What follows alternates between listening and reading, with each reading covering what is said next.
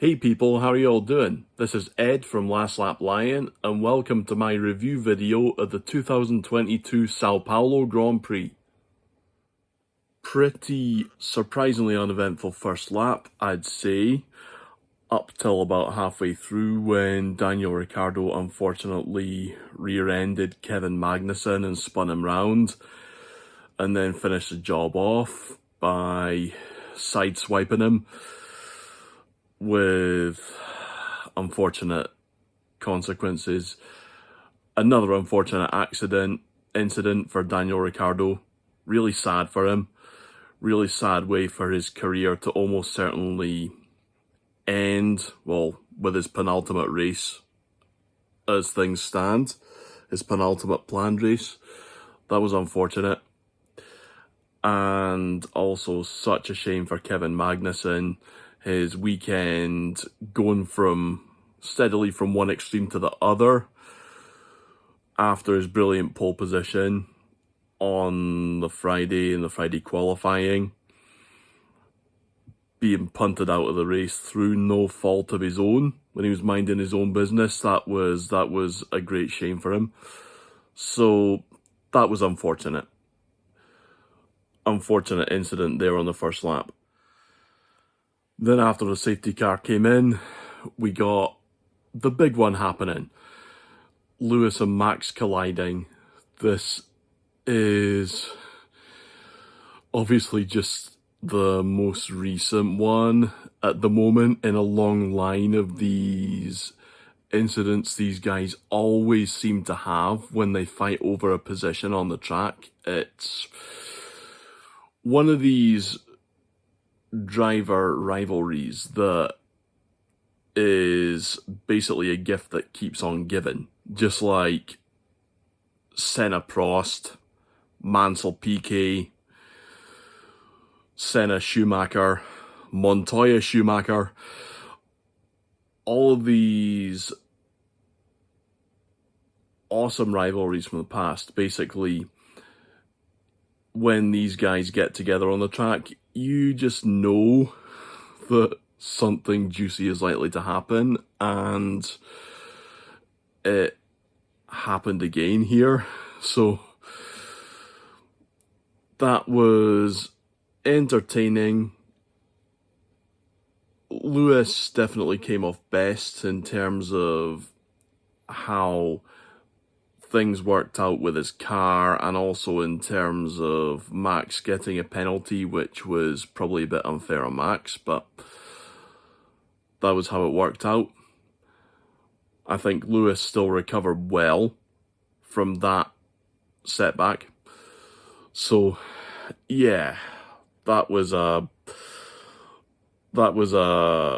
fruity moment after a safety car came in.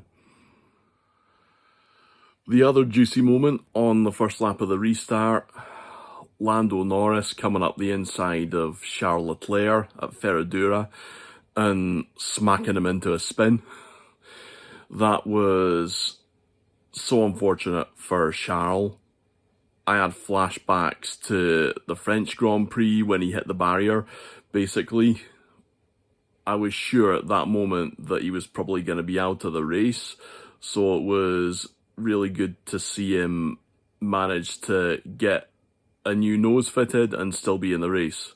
That the car only needed a new nose after that was pretty good, to be honest. Said a lot for the structural integrity of the Ferrari, and also that it was another fortunate incident that didn't impact the driver as much as it could have done, which was good because it wasn't his fault that he got spun off, and it was good to see him still. It was good to see Charles Leclerc still in the race after that.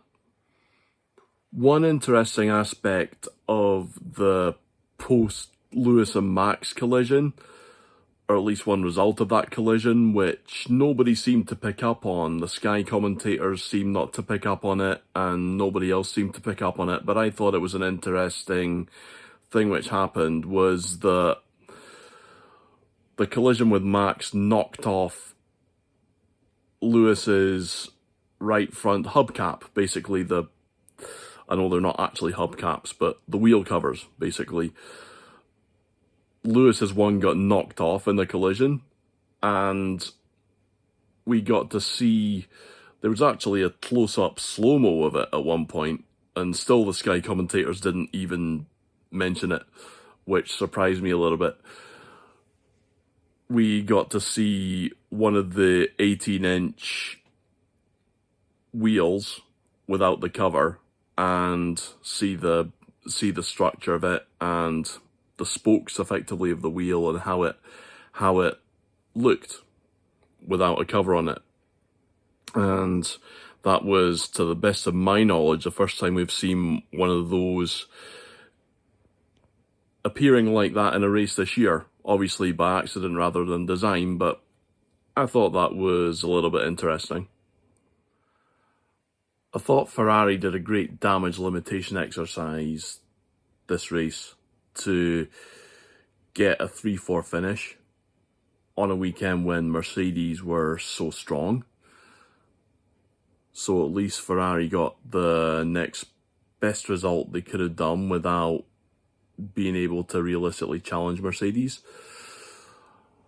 I think it was good for Ferrari to get a solid result on the first Grand Prix since we lost Mauro Forghieri, who's one of my favourite car designers in F1 history, and who designed the Ferrari 312B374 from 1974, which is personally one of my favourite ever F1 cars. Obviously, he designed the championship winning Ferraris from the mid-1970s as well. And from 1979.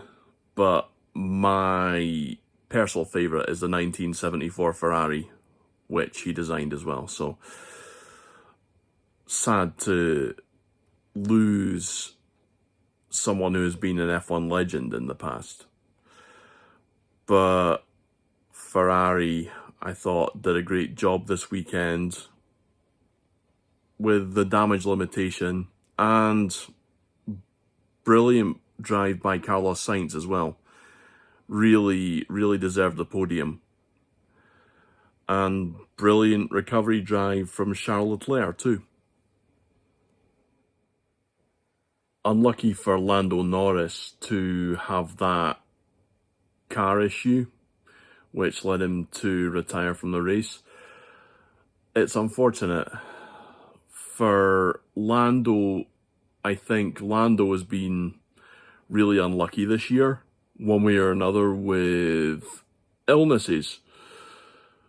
Between having tonsillitis at the Spanish Grand Prix and to a lesser extent the Monaco Grand Prix. I know he still wasn't 100% at Monaco either, with the after effects of the tonsillitis, and having food poisoning this weekend.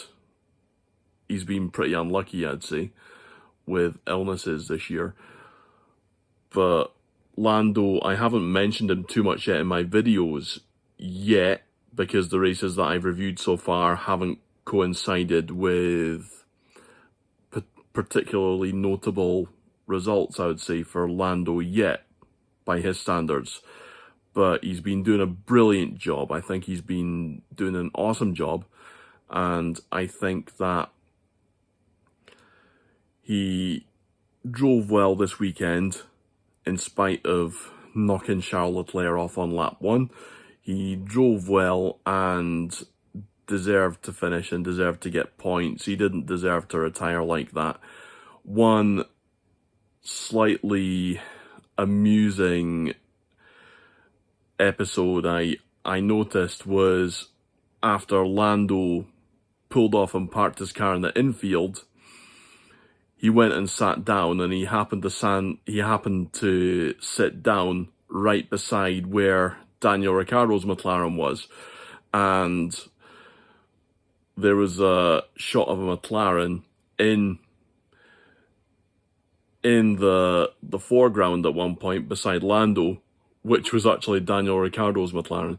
So Again, slightly amusing, pretty inconsequential, but slightly amusing thing which I picked up on there, which the Sky commentators missed. Not that that was particularly important.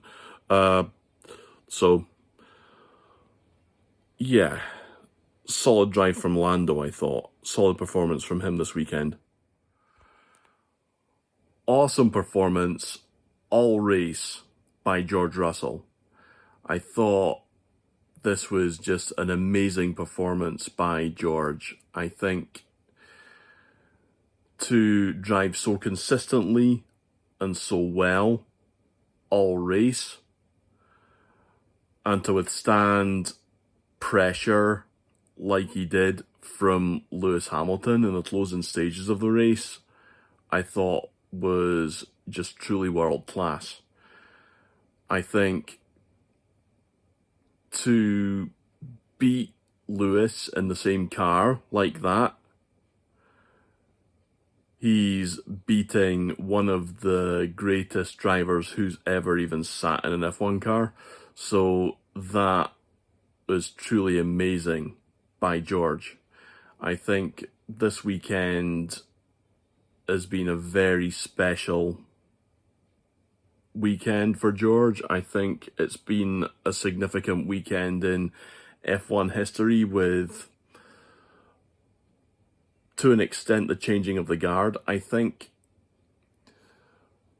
this weekend, Mr. Saturday became Mr. Sunday in the most symbolic way possible by winning the sprint race on the Saturday, converting it into an even more convincing and stronger win in the main race on a Sunday.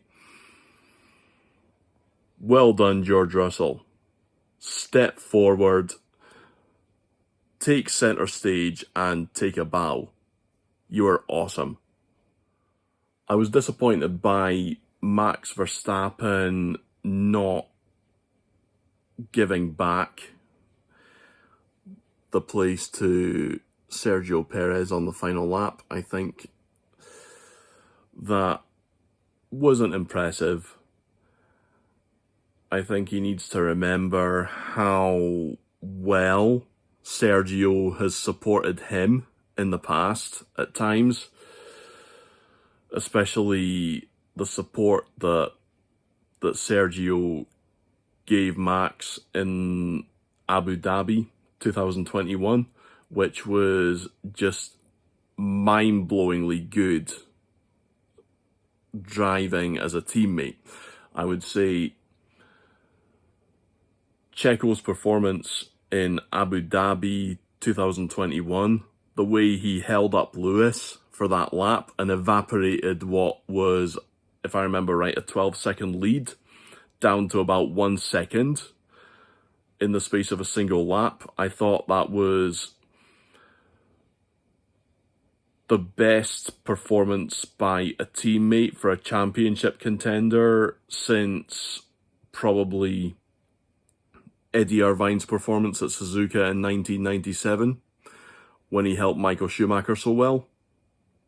Those two performances by teammates, I would say, stand head and shoulders above any others, in my opinion, for helping a title contender to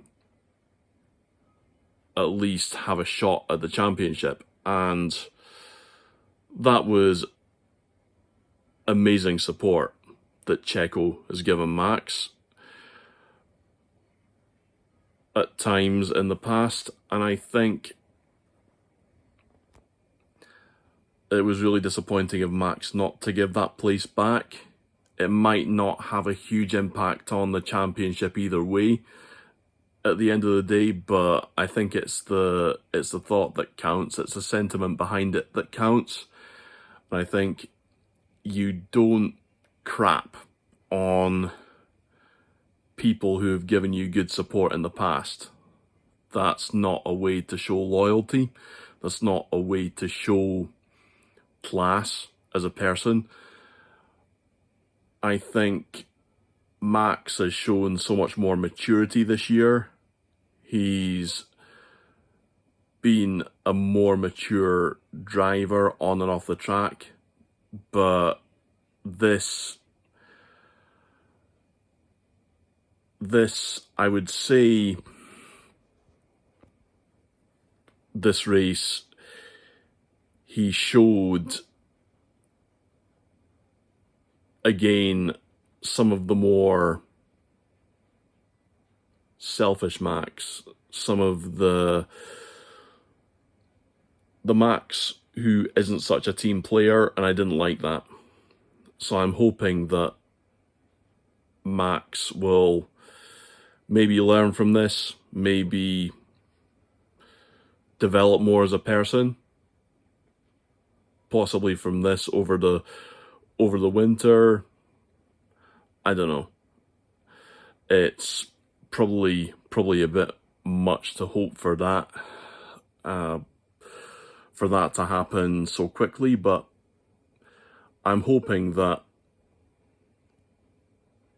there's not going to be any more repeats of that. I think I want to keep an open mind as to what might have happened in Monaco qualifying.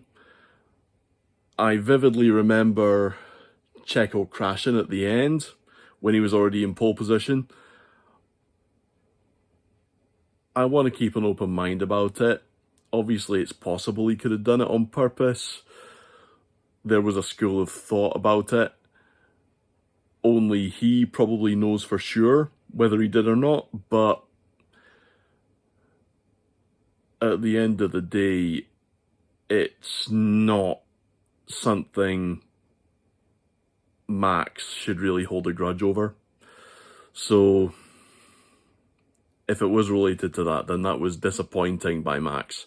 And I think that he should try and learn and grow from that.